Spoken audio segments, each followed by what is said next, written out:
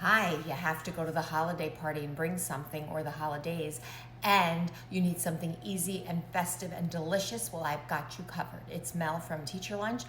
I don't like the way I look in these glasses, but my eyes are killing me.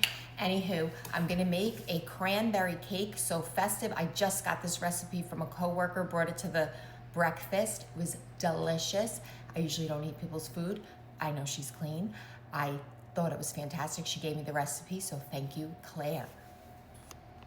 Okay, so the first thing is 3 eggs and 2 cups of sugar, and you're going to mix it with a mixer for 5 minutes until it gets like combined and a little bit brown.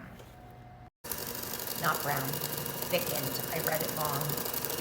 Okay, now you're going to add 3/4 of a cup of butter. It's softened, so I have this out. It's not like melted, it's just soft, like you can do exercises with it.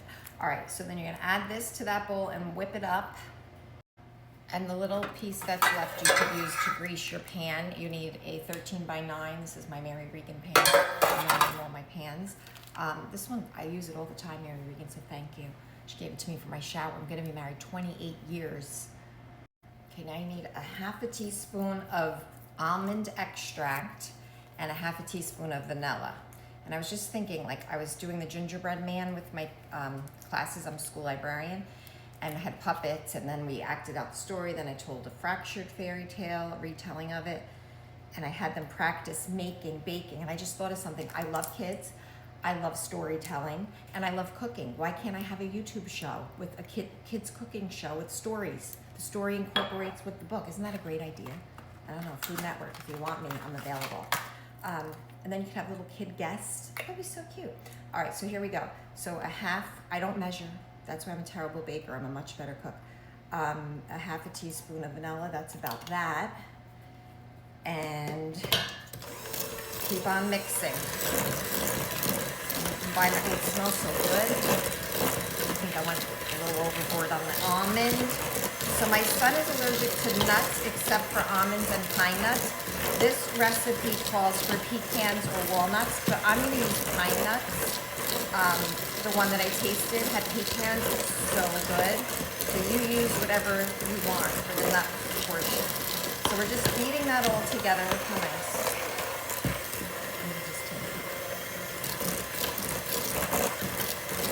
Almonds, I went overboard. All right, and then you're gonna add 2 cups of flour to this very gradually. Here's my 2nd cup of flour going in, and the batter is gonna be thick. So if you have a KitchenAid, you could use that. Mine broke. I had it for years. I don't know what happened to it. It started to like chip the paddles, and I don't think that's too healthy for you. So I tossed it, but I did save the bowl.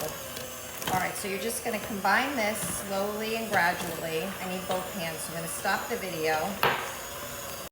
Okay, now you're gonna add 2.5 cups of fresh cranberries. I'm just gonna fold it in, so that's 1, 2. So it's like a bag and a half. Fred, thank you. You got me an extra bag because I only asked for 1 bag, but he bought 2. He knows me, that Fred. He went food shopping for me for this recipe. All right, so that's that. And then the pine nuts, I just have a jar of pine nuts. I'm gonna use the whole jar. I have to say, I tasted the batter, and with that almond extract and the pine nuts, or the pinoles as we like to say, that is gonna taste so good. I bet you Teresa Giudice would like this because she doesn't like sprinkle cookies. She likes pinole, right? You might like this, Teresa Giudice. It's a nice cake. I'm just gonna do the whole thing. It's kind of right out. All right, so just fold this all together. Fold, you know how to fold, everybody, right? It's not like folding your clothes. That's what I told the kids when we were practicing the folding motion. Away from you and towards you, away from you.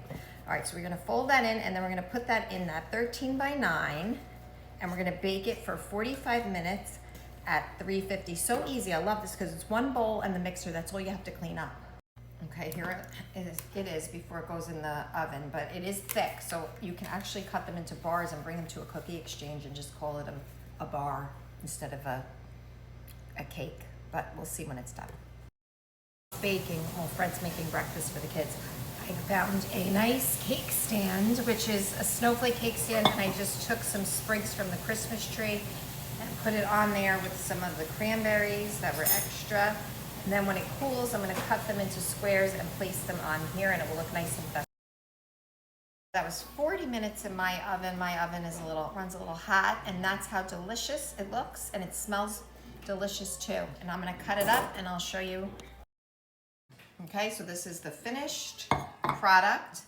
I have to admit, my friend Claire's tasted better, so use the pecans if nobody is allergic. I mean, it's delicious, but hers was like spot on.